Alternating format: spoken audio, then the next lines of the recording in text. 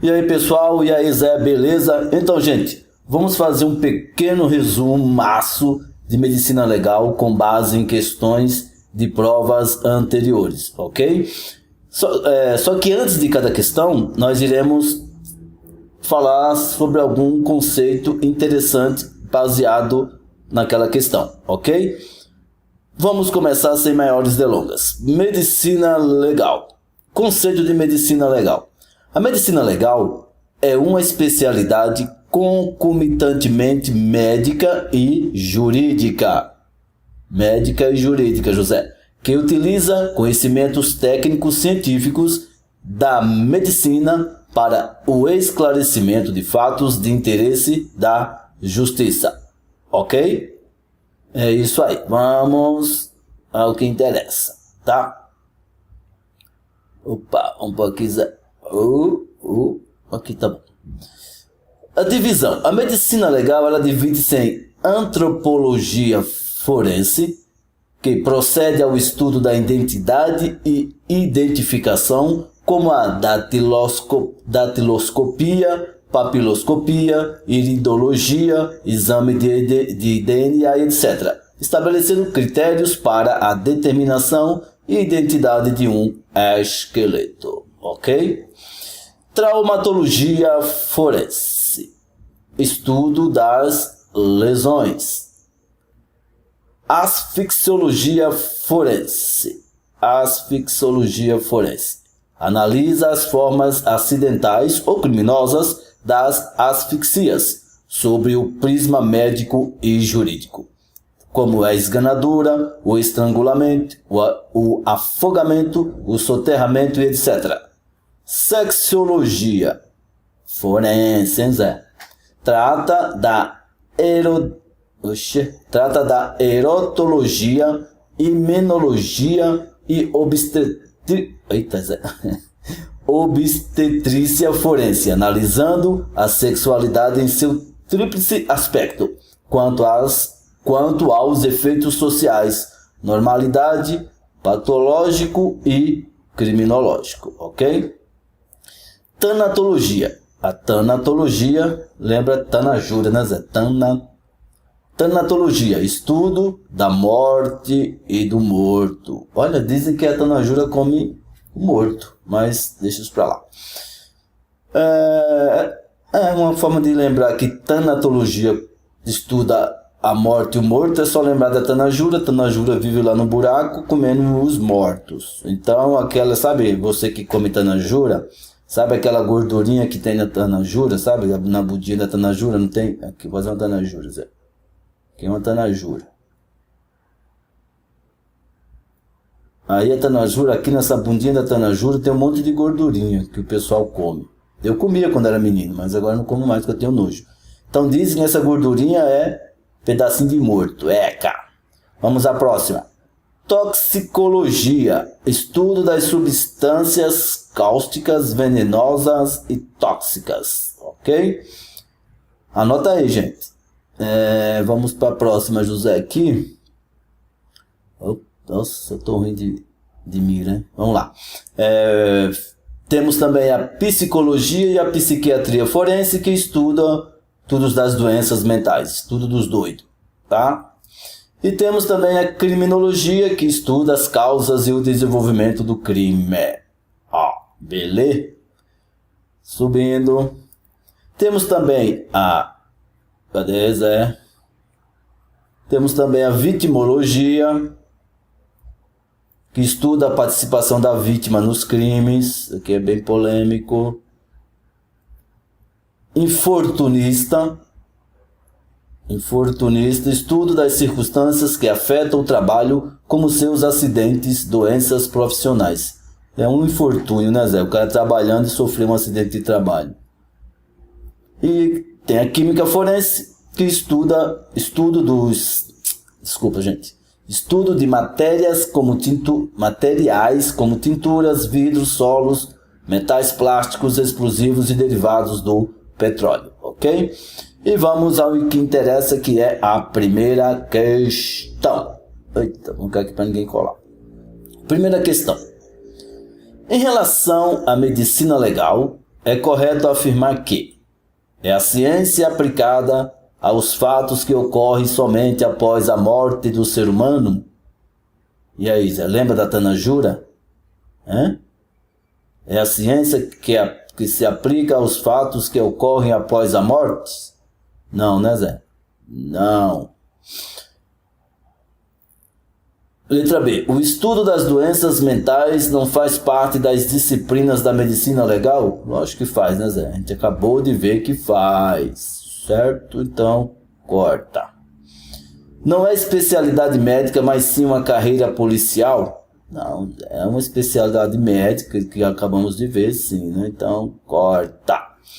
Tanatologia e medicina legal são sinônimos? Tanatologia, lembra da Tanajura que come morto? Então, tanatologia estuda, não é as tanajuras, hein, gente? Tanatologia estuda os mortos. Então, e a medicina legal, a tanatologia é uma divisão da medicina legal. Então, não são sinônimos. Não são sinônimos. E só sobrou a letra E. A medicina legal é a aplicação dos conhecimentos médicos aos problemas... Ixi, Maria, passou um avião aí, eu acho.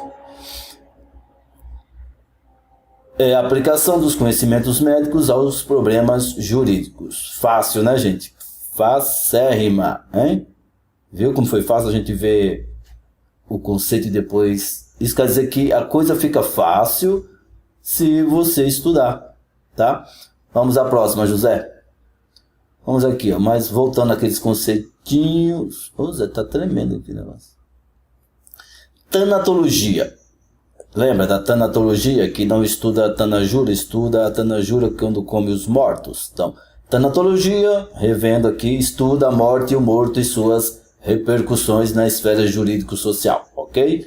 A vitimologia estuda a vítima, principalmente o comportamento da vítima por ocasião do delito. A infortunística estuda os acidentes e as doenças de trabalho, bem como doenças, já está colado aqui, hein? Doenças profissionais no que se refere à perícia, higiene e insalubridade laborativas. Vamos lá, aí voltando novamente, tem a traumatologia, que estuda as lesões, né? Sabe como você um trauma, não é aquele trauma que você está com... Tá traumático, vocês entenderam, né? Traumatologia estuda as lesões corporais sob o ponto de vista jurídico e as energias causadoras do dano, englobando no estudo o diagnóstico, prognóstico e suas consequências legais. Criminalística estuda a dinâmica do crime, investigando de forma técnica os indícios materiais do crime, seu valor e sua interpretação nos elementos constitutivos do corpo de delito. Posto isso, vamos à questão. Questão número 2. Dentro das diversas áreas da medicina legal, pode-se dizer que a pesquisa da reação de natureza vital nas vítimas é abordada de modo mais específico. A pesquisa da reação de natureza vital. Reação de natureza vital é para saber se o camarada está morto ou está vivo. Nas vítimas é abordada de modo mais específico na criminalística, traumatologia, infortunística, vitimologia ou tanatologia. E aí, José?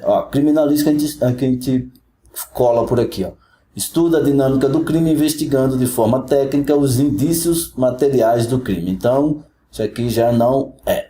A traumatologia, a gente viu agora há pouco que é aquele negócio dos traumas, mas não aquele trauma psicológico, é o trauma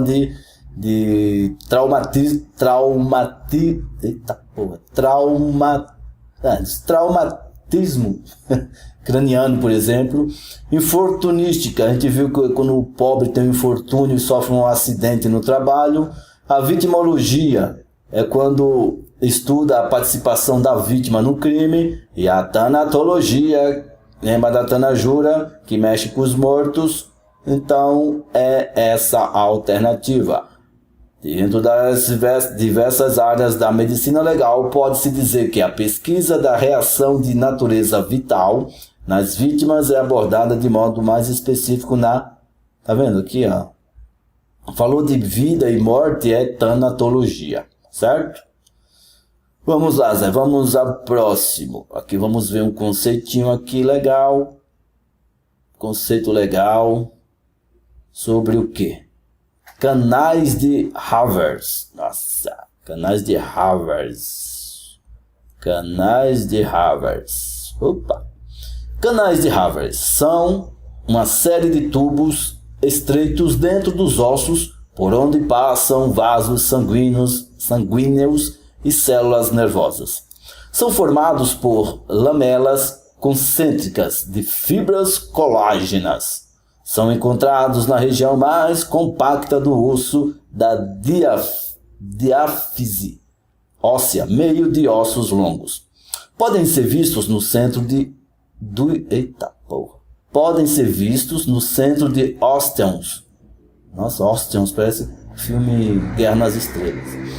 Podem ser vistos no centro de ósteons em cortes histológicos dos ossos. Existem comunicações menores e mais transversais entre os canais de Havers. Não parece aquela faculdade lá? Com a faculdade de Harvard. Você se formou onde? Em Harvard. Chamadas de canais de Volkmann, com a mesma função de nutrir, mineralizar e enervar o osso. Os canais de Havers no homem são elípticos, irregulares, mais largos e em menor número que os animais. Nos animais, eles são circulares, estreitos e numerosos. Esses canais de Havers aqui, então, servem para distinguir um osso humano de um osso animal, pelo que está dizendo aqui. Porque nos animais, os canais de Havers, no homem, os canais de Havers são elípticos, irregulares, mais largos e em menor número que nos animais, ok? Mas vamos descer aqui para a gente ver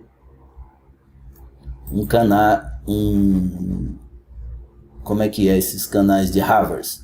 Então, gente, ó, o canal de Havers é esse coisinho aqui, ó, entendeu? Isso aqui é um canal de Havers. Ó, ele vem por aqui, olha aqui, olha. Canais de Havers. Isso aqui não é o canal que tem na faculdade de Harvard, não, hein? Então, vamos lá à questão. Vocês já sabem o que são os canais de Havers, né? Então vamos à pergunta. A pergunta que não quer calar, José.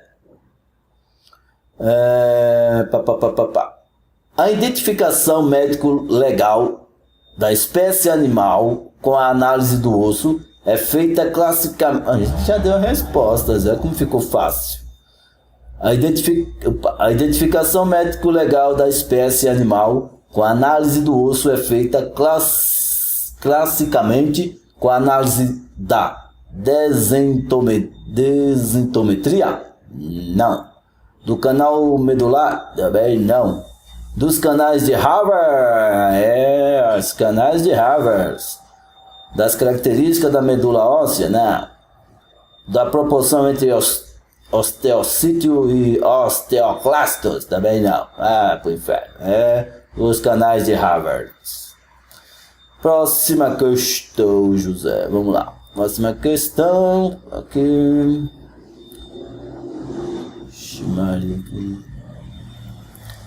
Terceiros e grandes molares. Vamos falar de dente agora, Zé. Terceiros e grandes molares. Opa, vamos ver aqui. Peraí, Zé.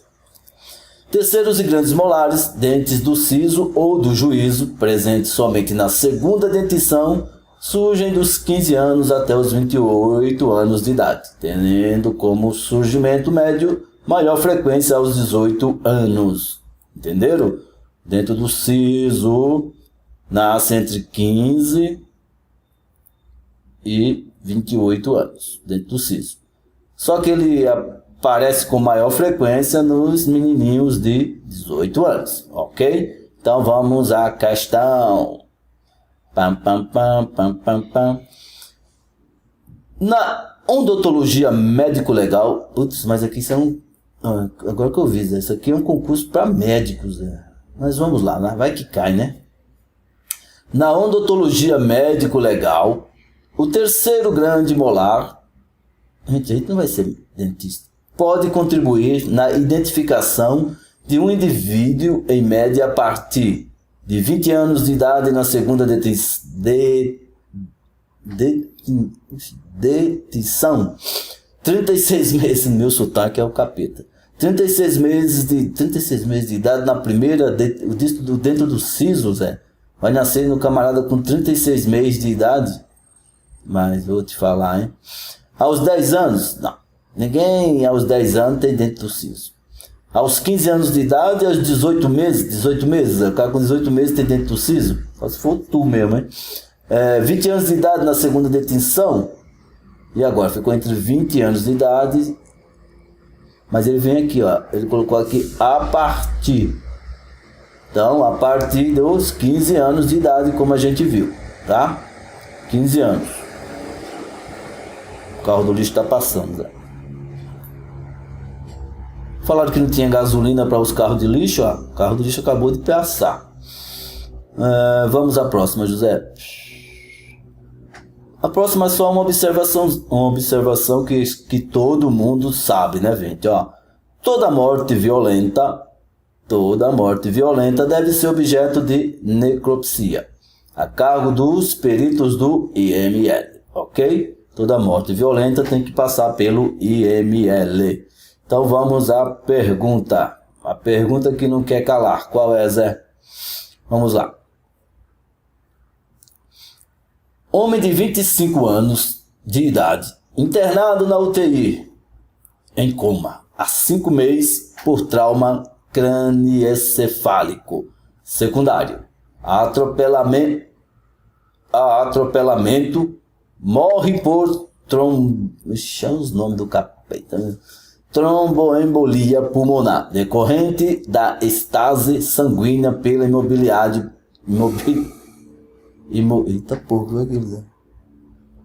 pela imobilidade prolongada. Vamos começar que a gente leu ruim pra caramba aqui. Vamos lá, ó.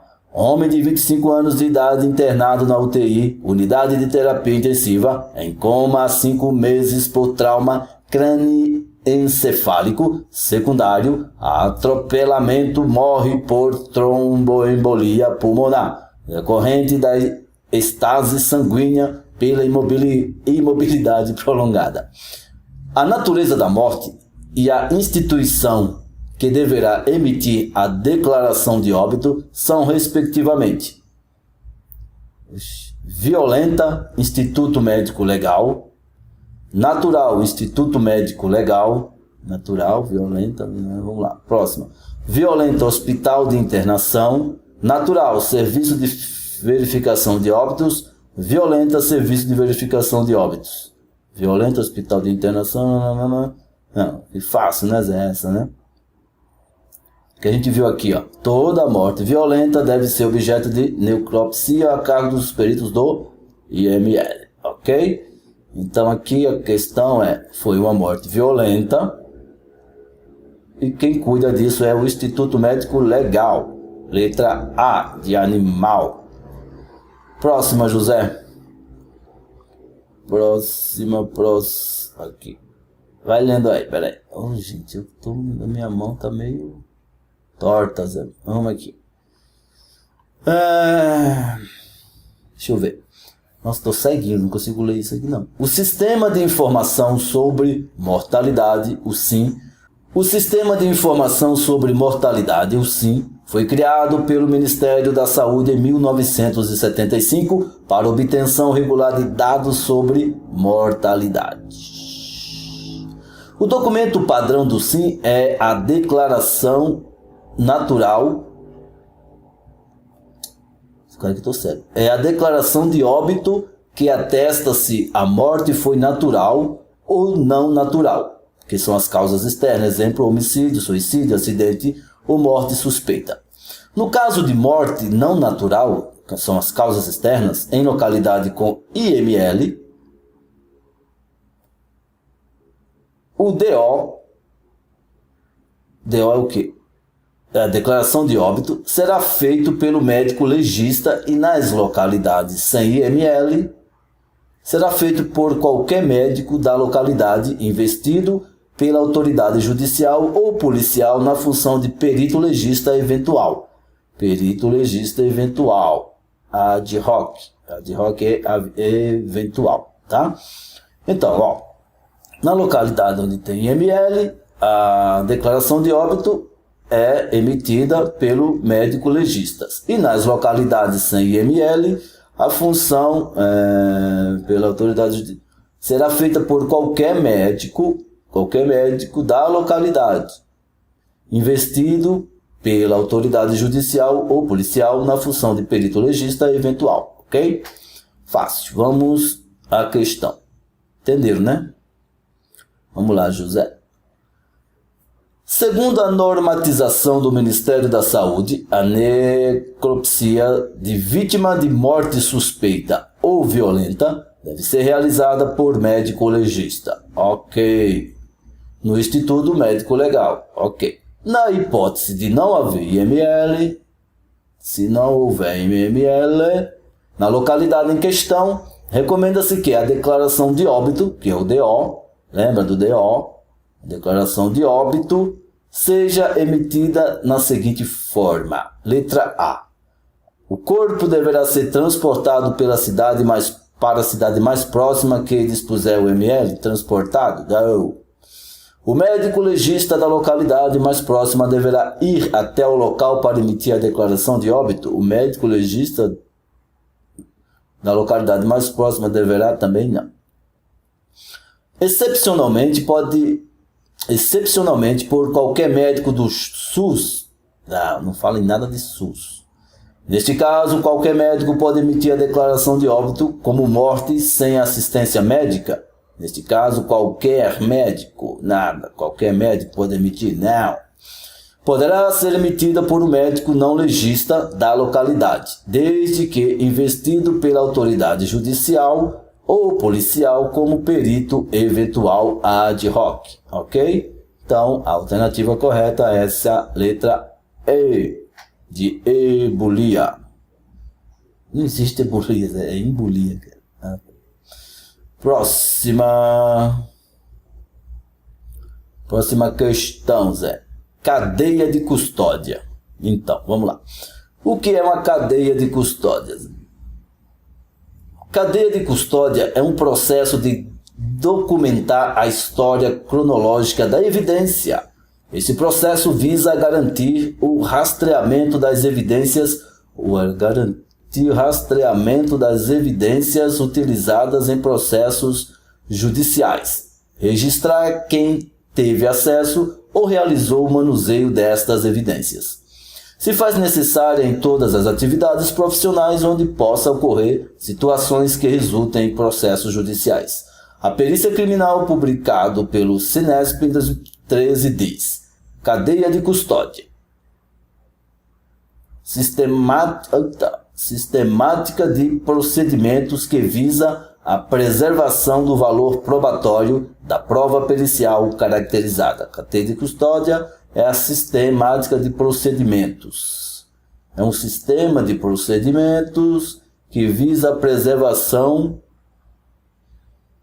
da prova pericial. Beleza? Então vamos à questão. Vamos lá. Entende-se por cadeia de custódia o exame médico legal realizado no criminoso durante sua transferência? Não, né, Zé? A gente viu que não é o exame médico realizado no morto, certo? Não.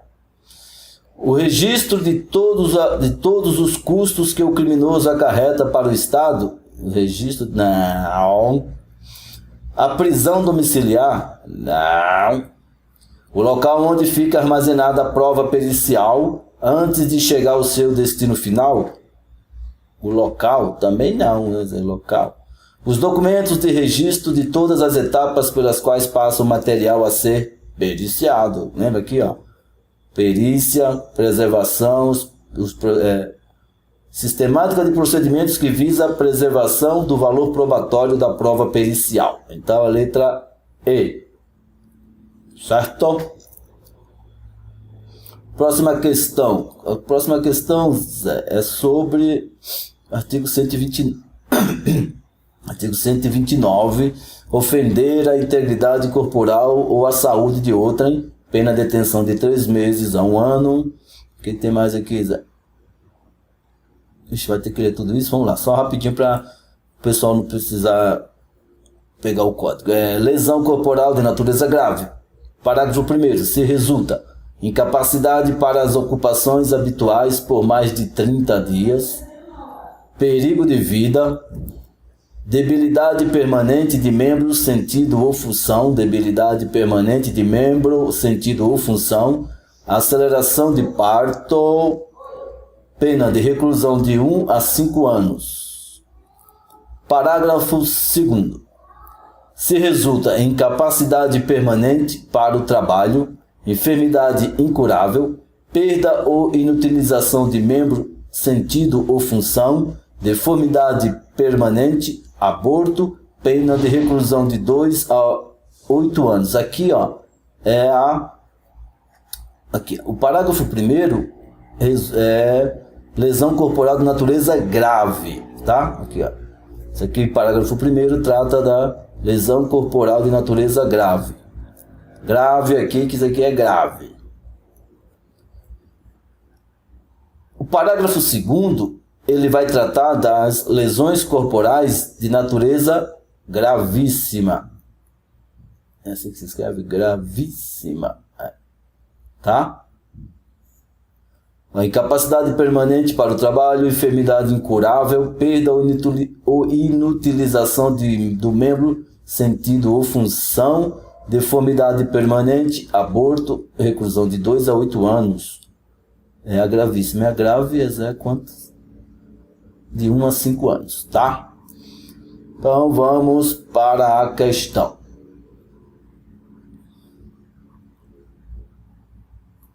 Vamos lá. Zé, contigo isso aqui. José agride João com uma agulha de seringa contendo sangue contaminado por HIV. A ferida puntiforme, acarretada pela agulha, cicatriza-se em 5 dias. A ferida cicatrizou em 5 dias, beleza. Porém, João torna-se portador do HIV. Fudeu. Em relação à lesão corporal provocada, é correto afirmar que: letra A. Do ponto de vista médico-legal, pode ser desconsiderada em razão do pequeno tamanho da lesão e de sua rápida cicatrização. Em relação à lesão corporal provocada, é correto afirmar: do ponto de vista médico-legal, pode ser desconsiderada em razão do pequeno tamanho da lesão e de sua rápida cicatrização. B. É de natureza grave pela enfermidade incurável representada pela infecção por HIV. C. É de natureza gravíssima pela enfermidade incurável representada pela infecção por HIV. É de natureza leve, já que a ferida cicatrizou-se em 5 dias. E doenças infectocontagiosas não fazem parte dos itens que definem a natureza da lesão. Então, vamos voltar lá no artigo, aqui, ó, que a gente acabou de ver. Lesão corporal de natureza grave. Se resulta incapacidade para as ocupações habituais por mais de 30 dias. 30 dias sem fazer as coisas é grave. Perigo de vida, não, só tem um perigo de vida. Debilidade permanente de membro, sentido ou função. Debilidade permanente. Nossa, se o cara ficar cego de um olho, pelo menos. Permanente de membro, sentido ou função. Aceleração de parto, reclusão de 1 a 5 anos, tá? Agora vamos na gravíssima. Incapacidade permanente para o trabalho, enfermidade incurável. Olha aqui, ó, enfermidade incurável.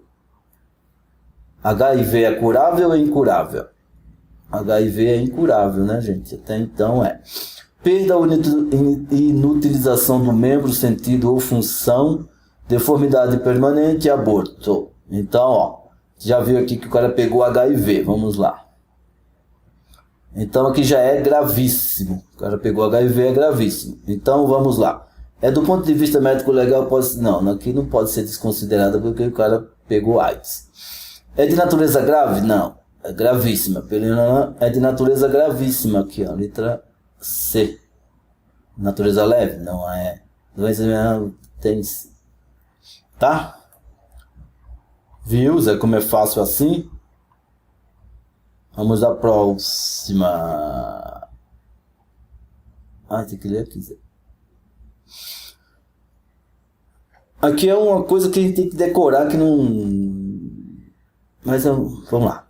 É de propriedade do paciente de forma permanente as informações que possam ser objeto da necessidade de ordem social ou outro profissional que venha a tê-lo na sua relação, dentro da conveniência que a informação possa merecer, do médico e da instituição apenas o direito de guarda. Vamos lá. É de propriedade do paciente de forma permanente as informações que possam ser objeto da necessidade de ordem social ou outro profissional, que venha a tê-lo na sua relação, dentro da conveniência que a informação possa merecer. Vamos ver para que serve isso aí. Próxima questão. Nos exames ou necrópsias periciais, com relação ao prontuário médico, pode-se afirmar que o médico legista deve evitar consultar os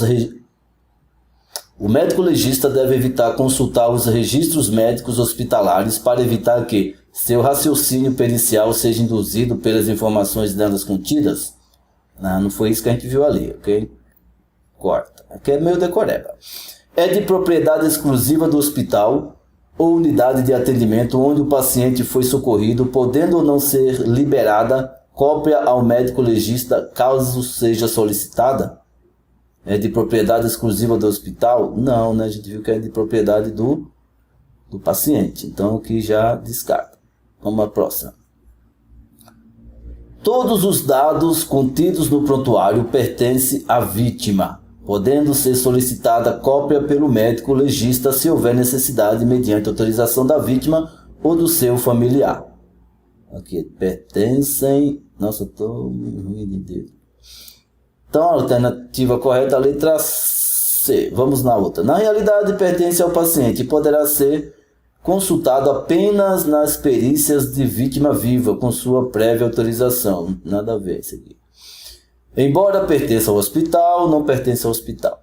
Ok? Aqui apenas nas perícias também não. Então a letra C de chocante é com C, Zé?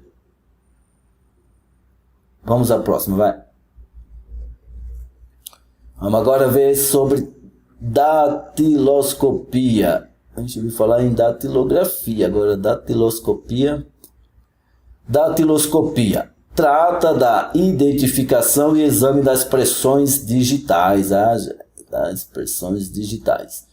e se divide em datiloscopia civil, que identifica as pessoas para fins civis, como expedição de documentos, etc., e a datiloscopia criminal, que identifica pessoas indiciadas em inquéritos, acusadas em processos ou em crimes, certo?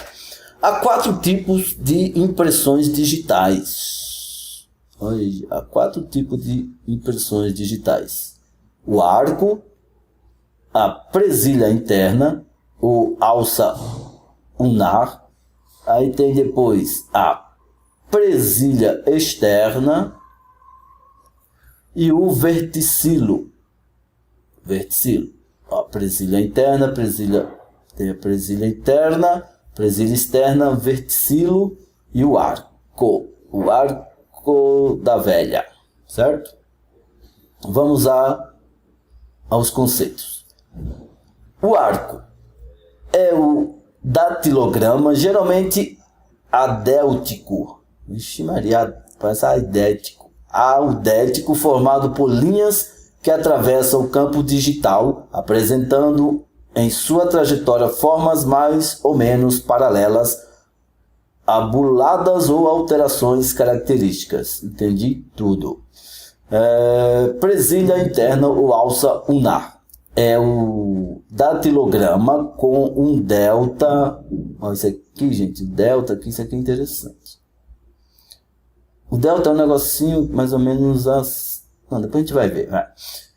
Presilha interna ou alça ulnar é o datilograma com um delta à direita do observador, apresentando linhas que, partindo da esquerda, curvam-se e voltam ou tendem a voltar ao lado de origem, formando laçadas. Ó, não esquenta em decorar isso aqui não, que vocês vão ver que é fácil. Presilha externa ou alça radial é o datilograma com um delta à esquerda do observador, apresentando linhas que, partindo da direita, curvam-se e voltam ou tendem a voltar ao lado de origem, formando laçadas. Estou entendendo nada, e você também. Finge que está entendendo, gente. Calma aí. Verticilo é o datilograma com um delta à direita e outro à esquerda do observador, tendo pelo menos uma linha livre e curva à frente de cada delta. Ixi Maria. Pense no negocinho de corno. Vamos lá. Agora vamos facilitar pro povo aqui. Ó, então. Aqui, gente, ó. Aqui tá escrito, para quem não tá enxergando, aqui tá escrito presilha interna. Tá? Que é presilha interna. Presilha interna, presilha externa, o tal do verticilo e o arco. Tá? É o seguinte, o delta que o camarada fala, que a gente estava falando, é esse coisinha aqui, ó. Isso aqui é o delta, tá? Esse aqui é o delta, esse é o delta, esse é o delta. Esse aqui não tem delta. Então fica fácil, ó.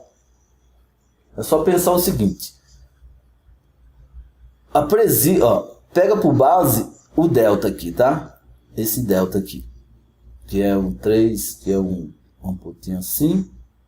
Outra coisinha assim e outra coisinha assim. Quando o delta assim, pega esse aqui, ó, presilha externa. A presilha externa, o delta está em que parte? Na parte esquerda. Então, quando está na parte esquerda, é presilha externa. Certo? Quando o delta estiver à direita, é presilha interna, não começa com I, então vai. O lado direito é a presilha interna. Quando tiver do lado esquerdo é a presilha externa. E quando tiver delta dos dois lados é o verticilo.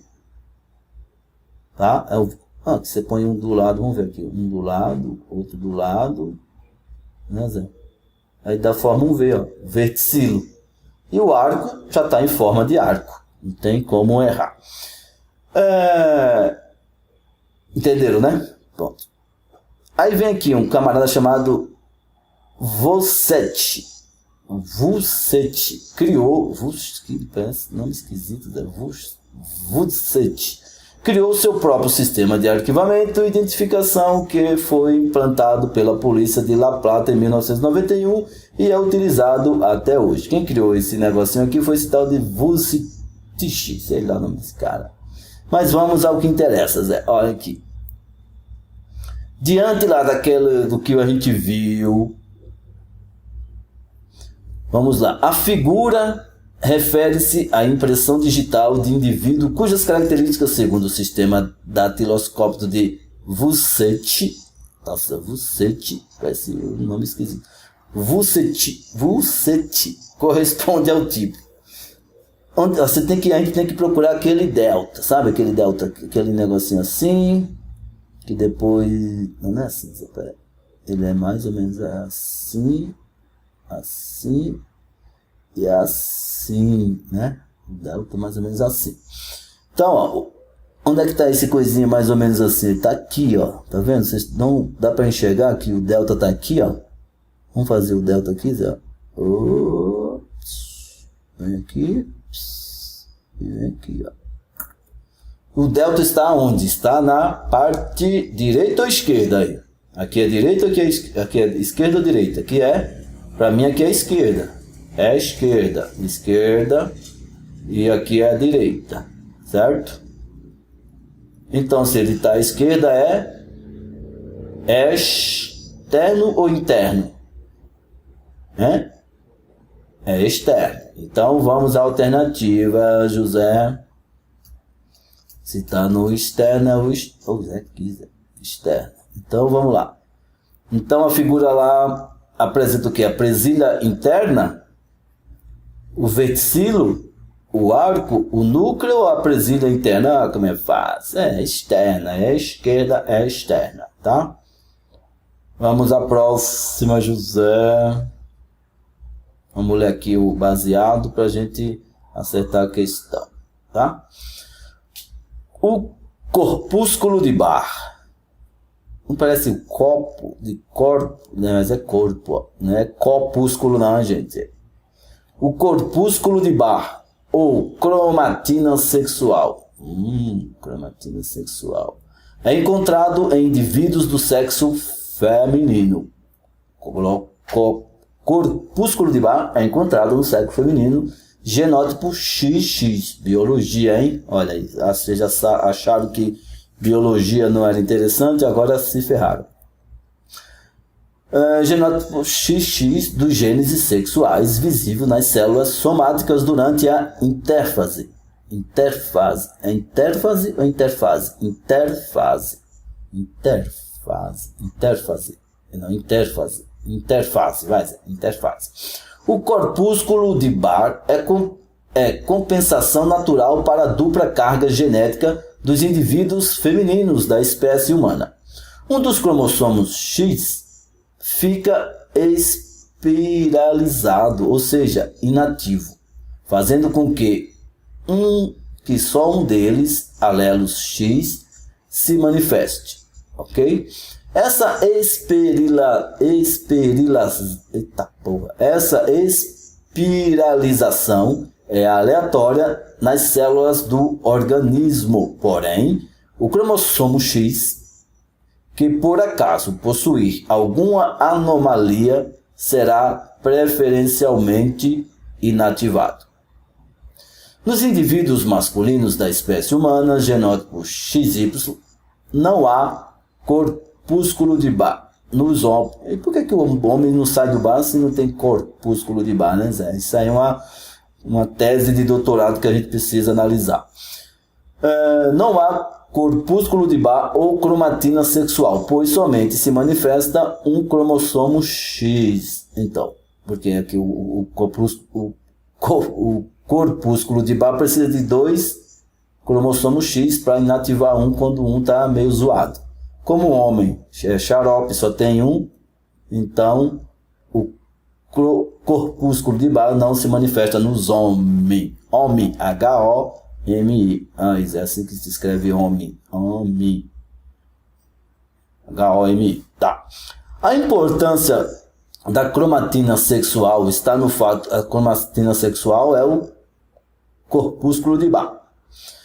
A importância da cromatina sexual, que é o corpúsculo de Barr, está no fato de, através dela, diferenciarmos as células masculinas das femininas, certo?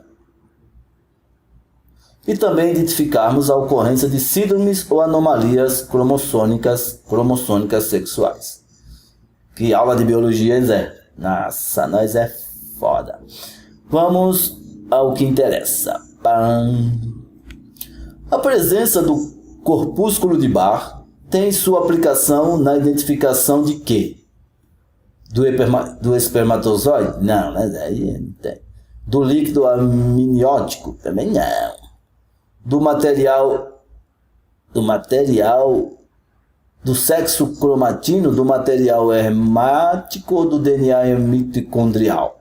Ó, você sabe, a gente viu que o corpúsculo de Barr só tem nas mulheres, porque ele isola um xizinho desse aqui. Então, serve para identificar ou identificação do sexo, certo? Fácil, né? Não pareceu difícil, mas vê como é fácil. É só questão da gente saber. Quando a gente sabe, fica fácil, né? Vamos à próxima. Traumatologia forense. Lembra que a gente disse que traumatologia estuda os traumas, que não é o trauma psicológico, o traumatismo craniano, por exemplo? É o estudo das lesões corporais resultantes de traumatismos de ordem material ou moral, danoso ao corpo ou à saúde física ou mental. Classificação. Vamos lá. Classifica-se em agentes mecânicos, agentes físicos, agentes químicos, agentes físicos, químicos, agentes biológicos, agentes mistos. Calma aí, gente. Agentes... Usa, isso aqui tá ruim de manipular, hein, caramba. Agentes mecânicos. Os instrumentais denominam-se como conjunto de objetos agidos de uma mesma maneira, produzem lesões semelhantes, sendo divididos em instrumentos perfurantes, são aqueles que só perfuram, como a agulha, o alfinete, o picador de gelo, etc.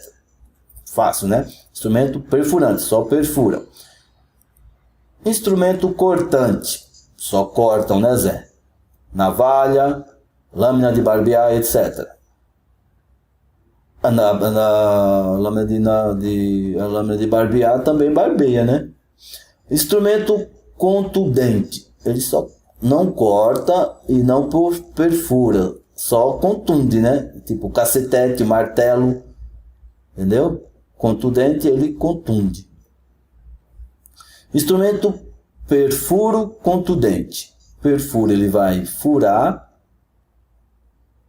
Que perfuro contundente é? Perfuro cortante, né, Zé? Perfuro cortante. É a faca, o punhal, a lâmina de serralheiro. A faca, ela fura e corta ao mesmo tempo, né? Perfuro cortante, tá? Tem ainda o instrumento corto contundente, que é o machado, arcada dentária, que ela corta e contunde ao mesmo tempo, né? Instrumento perfuro contundente, ele fura e contunde, é o projétil da arma de fogo, a bala. Decora isso aqui, hein? Deixa eu ver aqui.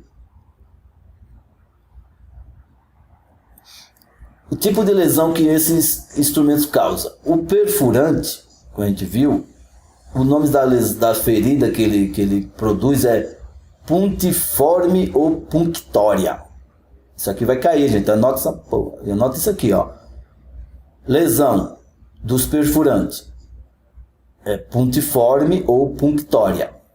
Do cortante, que é o corte, é cortante mesmo. Do contundente é contusa. Contundente, a lesão é contusa. Do perfuro cortante é perfuro cortante. Olha que da hora. A perfuro cortante é perfuro cortante. Da perfuro contundente é perfuro contusa. Porque, ó, lembra que a contundente, ela não é contusa? A perfuro contundente vai ser perfuro contusa. A corto contundente vai ser corto contusa. Anota isso aí, caramba. Você não quer, beleza? Então vamos à questão. A figura a seguir refere-se à lesão produzida no pescoço da vítima por um estilete. Ó, o estilete. O estilete, ele faz o que, Zé? O estilete, lembra? O estilete, com o estilete você pode cortar. Não pode cortar? Estilete você pode cortar, não pode? O que mais você pode fazer com estilete? Com estilete também você pode o que? Furar o camarada, não pode? Você não pode perfurar o cara? Perfurar. É mesmo que uma faca, um estilete. Você pode enfiar na bunda, enfiar na barriga, no bucho do camarada, ou cortar. Você pode, tipo, cortar ou enfiar. Todo mundo entendeu, né? Então, vamos ver o que estilete pode fazer. É correto afirmar que tal agente e lesão são denominados respectivamente de perfurante e perfurante. Sabe, a lesão, o nome do objeto e a lesão. Pontual e perfurante. Perfurante e punctória. E aí, Zé? Punctório e pontual. Pontual e punctória. Eita porra, e agora? Vamos ver lá aqui no estilete lá, Zé. Que a gente viu lá. Instrumento cortante. Onde é que tá o estilete aqui? Não tô vendo estilete aqui não. Instrumento. Olha lá. Instrumento perfurante. Só perfura. Agulha, alfinete, picador de gelo. Instrumento cortante só corta. Navalha, lâmina de barbear. Instrumento perfuro cortante. A faca, punhal, lima de serralheiro.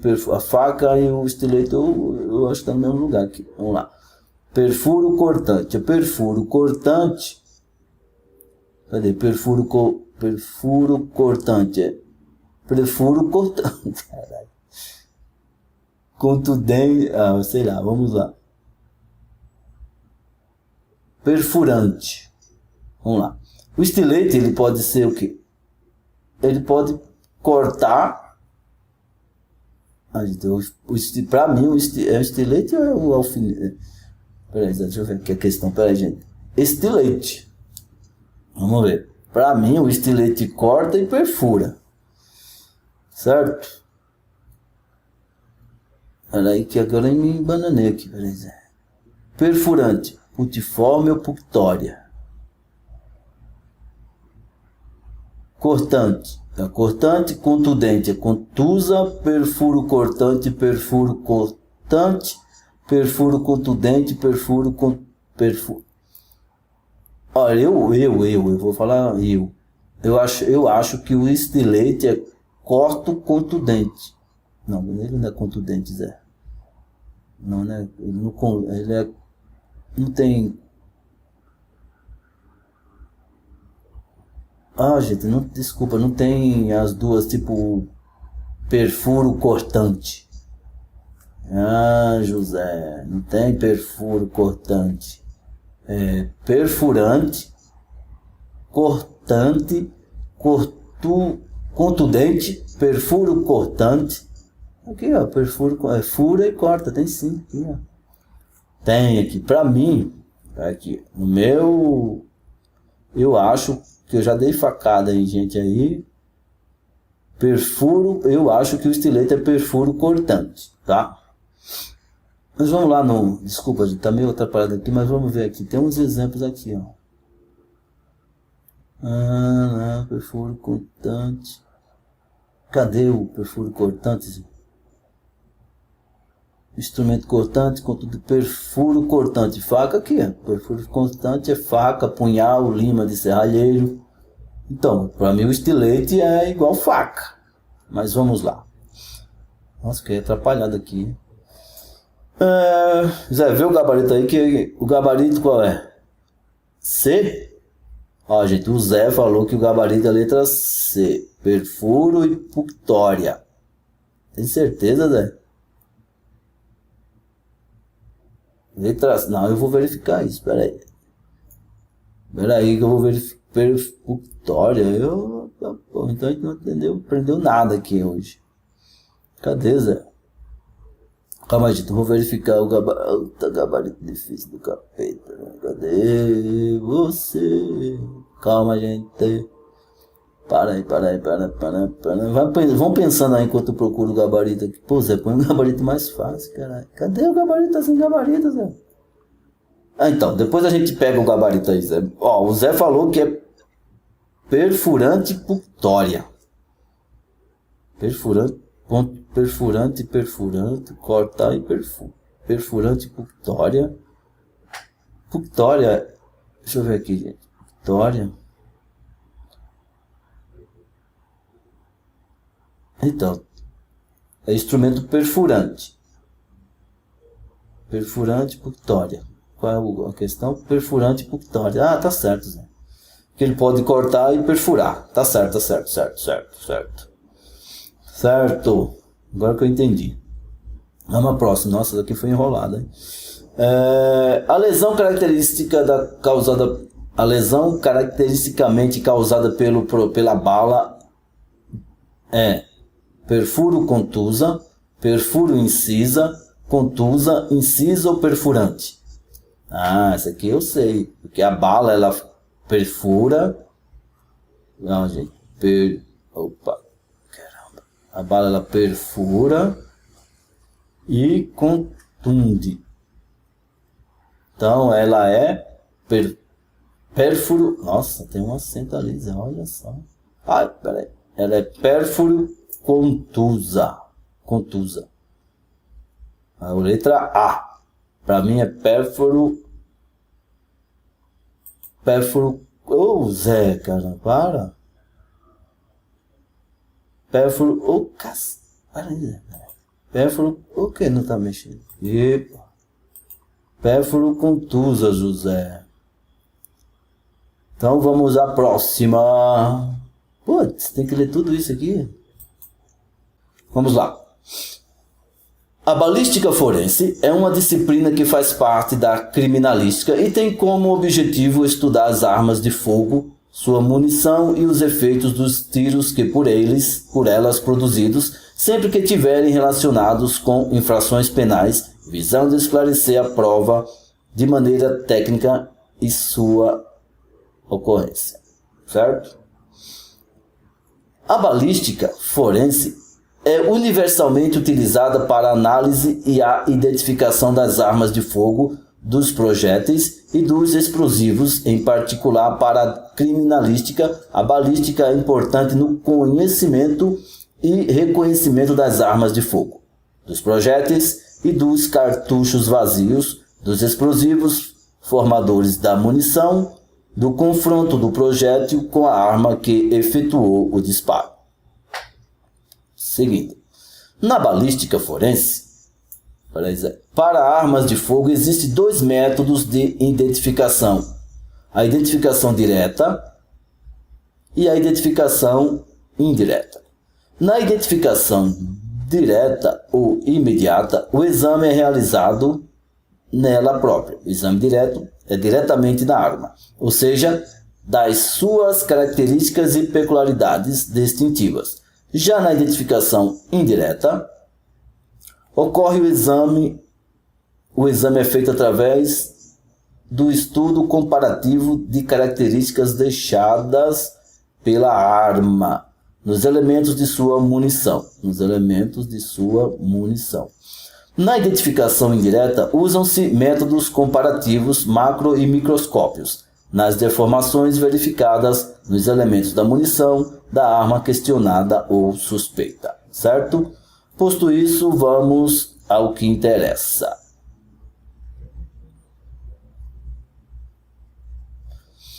Na balística forense, os elementos utilizados na identificação direta da arma de fogo são tipo, calibre, deformidade impressa no estojo,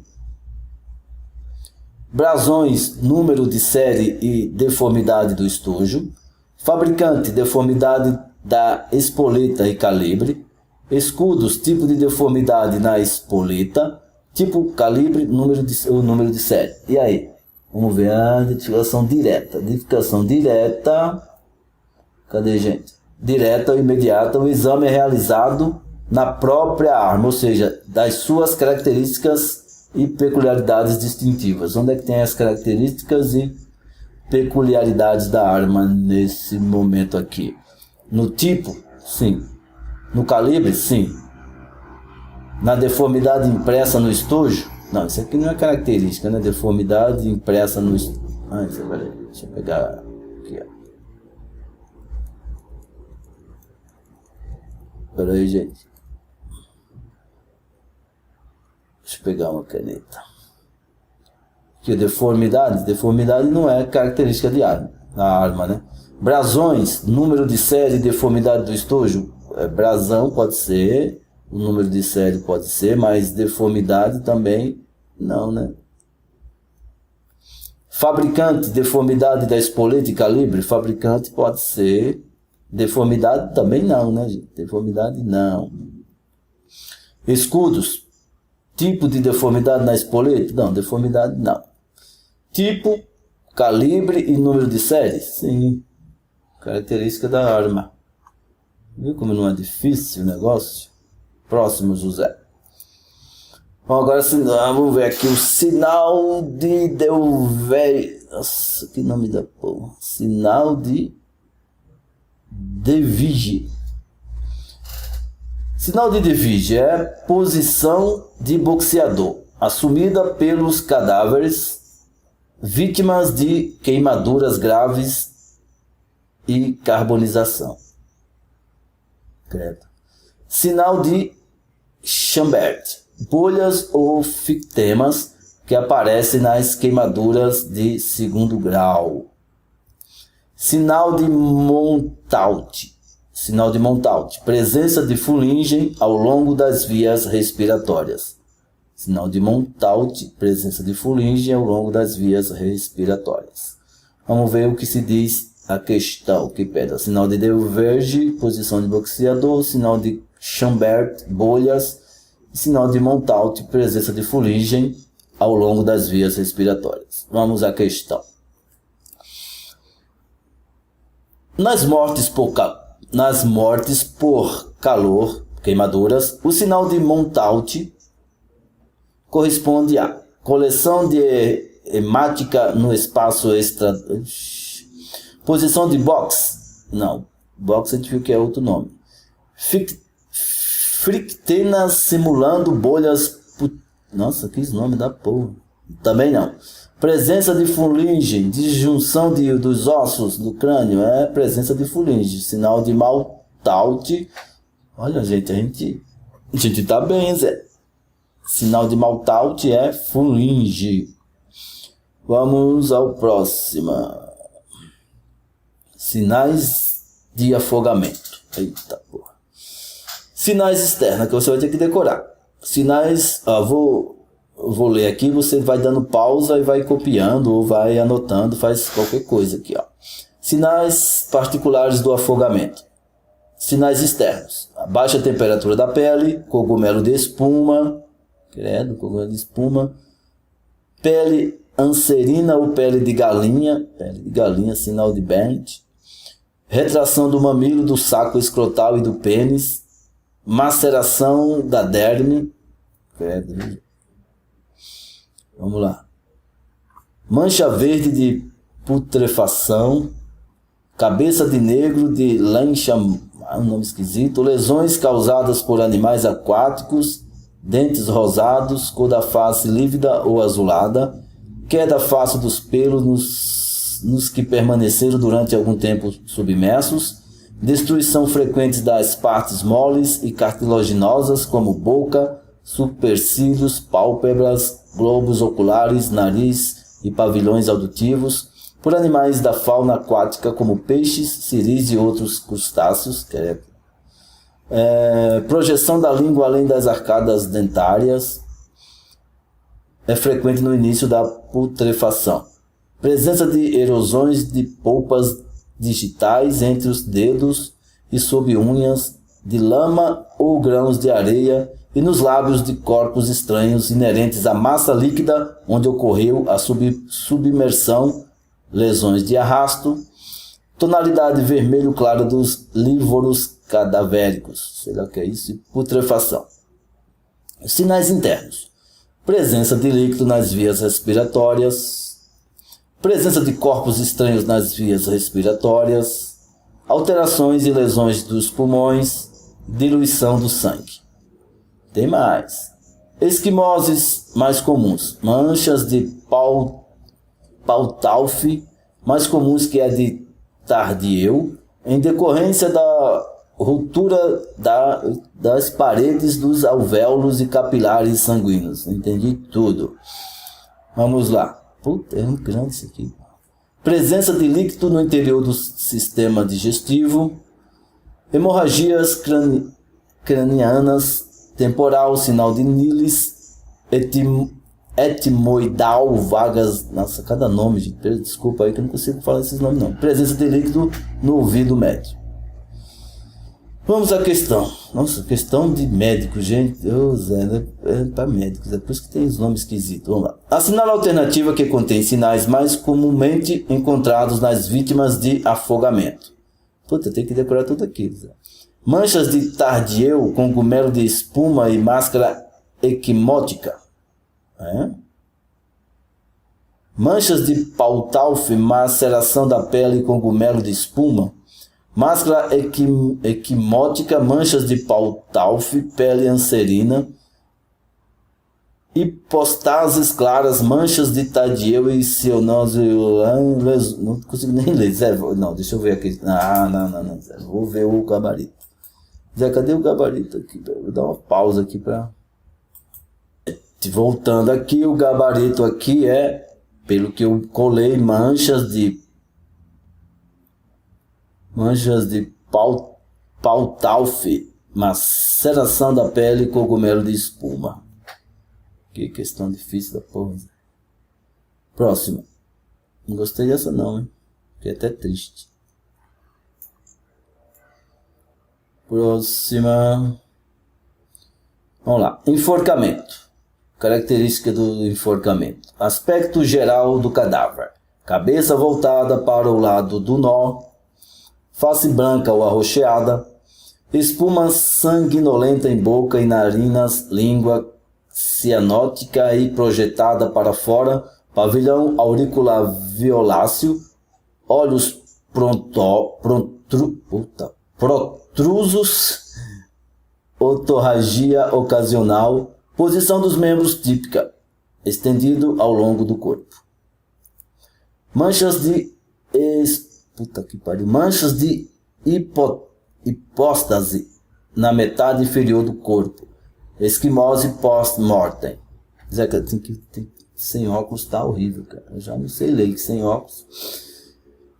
Sinais externos 2. Sinais externos. Suco típico. Oblíquo de baixo para cima e de diante para trás. A marca do suco é variável segundo a região do pescoço. O suco é variável segundo a região do pescoço. O suco pode ser interrompido ou não pelo nó. Profundidade e coloração variáveis. 3. Lesões da parte profunda da pele e tela subcutânea. Lesões dos vasos. Lesões do aparelho laríngeo. Fraturas de cartilagens. Tireoides e cricoide. Sei lá o que é isso. Lesões do osso hioide e lesões da coluna vertebral, tá? Vamos ver aqui, eles perguntam. Olha, cara, se for. Agora vamos ver o estrangulamento. Estrangulamento, constrição do pescoço por laço acionado por força estranha. Quadro bastante semelhante ao encontrado nos enforcamentos. Natureza jurídica, principalmente em homicídio e no infanticídio. Direção com o Nossa, Zé. Tô cego mesmo. Diferenciação com enforcamento. O suco do pescoço é horizontal. No estrangulamento, o suco do pescoço é horizontal. Uniforme em toda a periferia do pescoço e contínuo. O suco é situado abaixo da cartilagem tireoide. Tá? Essa aqui é a diferença do estrangulamento para o enforcamento. Pode haver múltiplos sucos, enrolamento de uma corda. Tipo, pode ter mais de uma marca de corda, né? Tipo assim, né? Vamos à questão, Zé.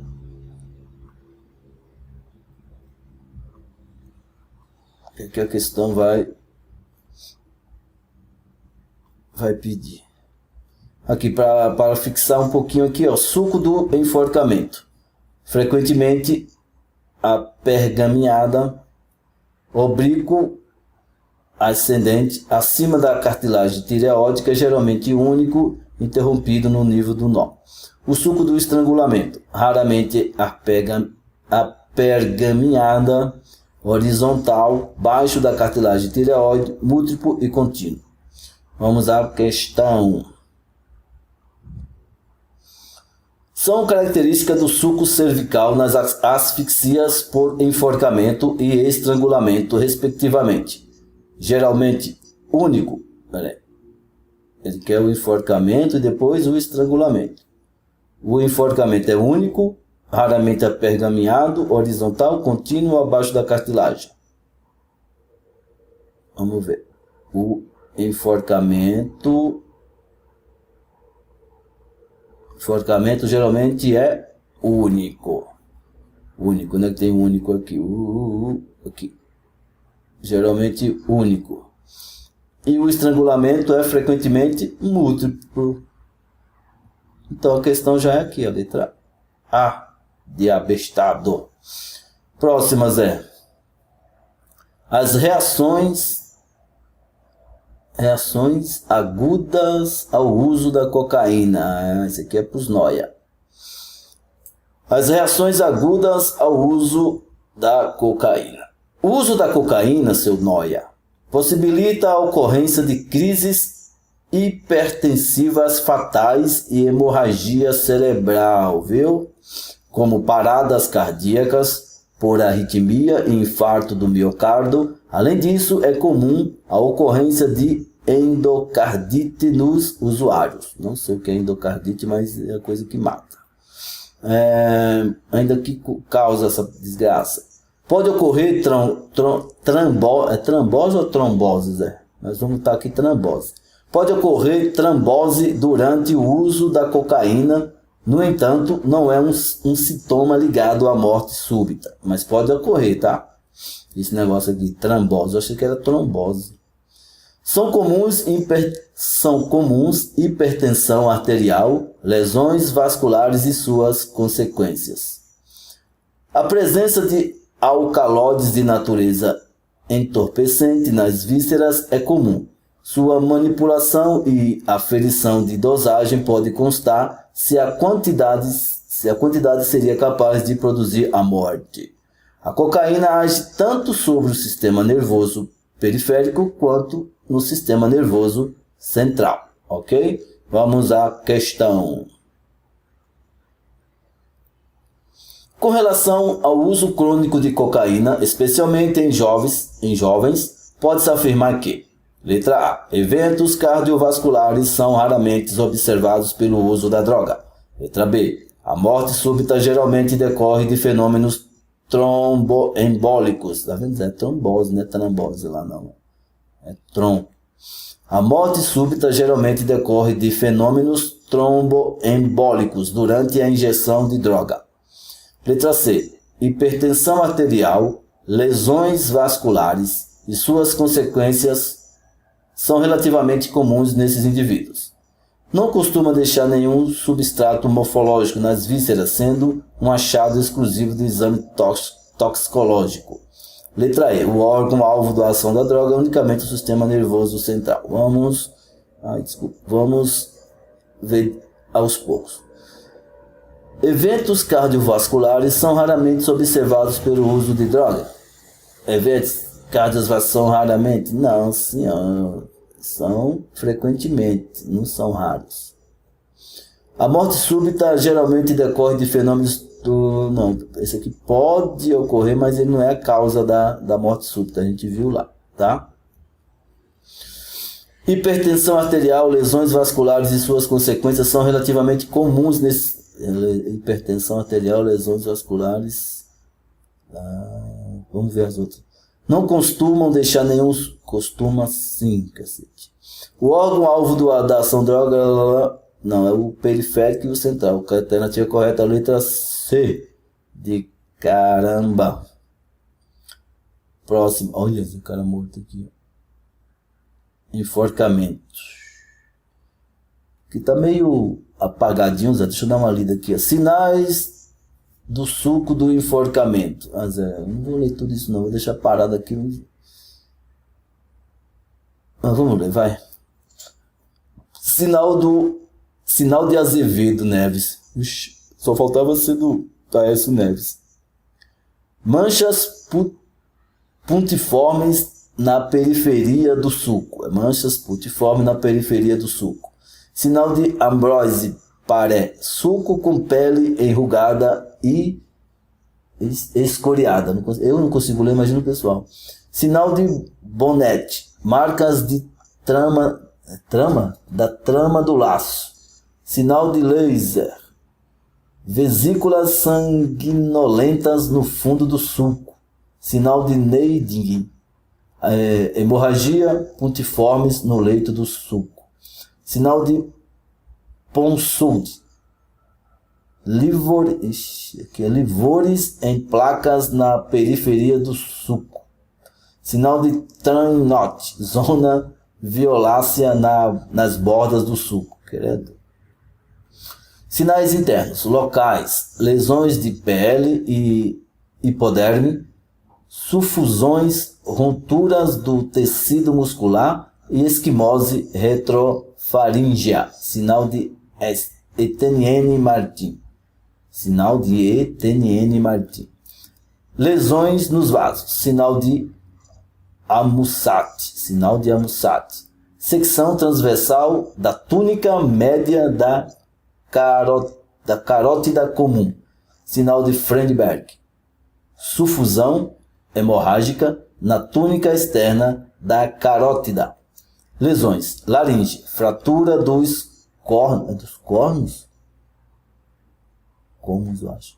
Fratura dos cômodos, deve ser cômodos da cartilagem tireoide. Cartilagem que... Desculpa, gente, tá feio aqui a coisa. Laringe, fratura dos cômodos da cartilagem tireoide, etc. Aqui, que eu não consigo ler. Vamos à próxima, né? Já tem que colocar a letra maior, caramba. Planos profundos do pescoço, musculares, sinal de Hoffman, sinal de Morgani. Gente, vamos lá direto, vamos à questão que fica mais fácil, tá muito chata essa questão. E para médicos, né? Puta, você pegou muita questão para médico. Você acha que a gente sabe que desgraça é isso aqui? Que é isso aqui? Aqui, ó. Observa-se no terço médio o destacamento da túnica externa das outras túnicas do vaso que corresponde ao sinal de Friedberg, Amusat, Laser, Sienk, Etienne Martin. Eu vi sobre Friedberg, Amusat e Etienne Martin. Zé, vê a resposta aí que eu tô cansado. Isso aqui é Etienne, letra E, sinal de Etienne Martin. Não sei o que isso, eu acho que isso não vai cair, não é possível. Etienne Martin. Vamos aqui, artigo 129, ficou mais fácil agora. Ofender a integridade corporal ou a saúde de outra, pena de detenção de 3 meses a 1 ano, lesão corporal de natureza grave. Se resulta incapacidade para as ocupações habituais por mais de 30 dias, perigo de vida, debilidade permanente de membros, sentido ou função e aceleração de parto. Pena de reclusão de 1 a 5 anos. Lesão corporal de natureza gravíssima. Esta expressão não está em força do Google. Você que pôs aqui, né, viado? Incapacidade permanente para o trabalho, enfermidade incurável, perda de inutilização de membro, sentido ou função, deformidade permanente. 5. Aborto, pena de reclusão de 2 a 8 anos. Vamos aqui. Gente, depois você dá uma olhada no artigo 129, tá? Que a gente leu rapidinho, porque eu tô morrendo de sono. Criança de 10 anos, vítima frequente de maus tratos pelos pais, durante um dos episódios, levou um tapa sobre uma das orelhas. Eita, porra. O que levou à ruptura do tímpano, com déficit auditivo homolateral. Trata-se de lesão corporal. Leve, pois não houve deformidade. É leve, o cara teve problema aqui no auditivo, não é leve, né? Grave, pois houve debilidade permanente da função auditiva. Gravíssima, pois houve debilidade permanente da função auditiva. Somente poderá ser classificada na dependência de grau de prejuízo às funções rotineiras. Merda. Somente poderá ser classificada se houver prejuízo à profissão na sua maioridade. Para também, gente. Aqui é natureza grave. Por que natureza grave, Zé? Porque vai falar aqui, ó. Aqui, ó. Gravíssima incapacidade permanente para o trabalho, enfermidade incurável, perda ou inutilização de membro, sentido ou função, deformidade permanente, tal. Aqui vem, ó, incapacidade para ocupação habituais, perigo de vida, debilidade permanente de membro, sentido ou função. Debilidade permanente de membro, tá aqui, ó. Sentido ou função. Então a letra quê? Cadê essa? Letra B de... Tô cego mesmo. Letra B de boiola. E aqui, gente, fica o vamos dar o gabarito aqui para você. Ó, tenta vocês fazerem aí sem responder, sem ver o vídeo, né? Mas como é que vocês vão responder sem ver o vídeo? Se a gente riscou tudo. Tá, a gente vai colocar, ó, atenção, gente. Eu vou colocar essas questões para quem quiser, né, treinar. Eu vou colocar para vocês baixarem vou colocar um link aí abaixo do vídeo. Aí vocês baixem e tentem fazer essas questões, né, sem esse gabarito que a gente passou, para ver se vocês acertam. Lá onde a gente leu mal, onde a gente gaguejou, onde a gente se enrolou, vocês tentem pesquisar, né, porque é nessas pesquisas que vocês fixam as coisas. Principalmente nessa questão aí, nessa questão aqui, ó, que eu achei muito chato essa questão aqui. Aqui é nessa questão que fala do Etienne Martin, que são essas características aqui de afogamento, de enforcamento, essas coisas esquisitas aqui. Dá uma pesquisada mais profunda aí. Isso aqui é só para uma revisãozinha para quem estudou. Isso aqui também, ó, esse bagulho aqui, você tem que saber essas coisas, tá? Certo, José? Então, Zé, prepara aí esse arquivo aí, né, para o pessoal fazer novamente sem ver o gabarito. É isso aí, gente. Um grande abraço, felicidades, coragem, sucesso e não desista do seu sonho. Sonhar não custa nada, mas realizar um sonho tem o seu preço. Não desista. Acredite, você é capaz. Valeu, tchau.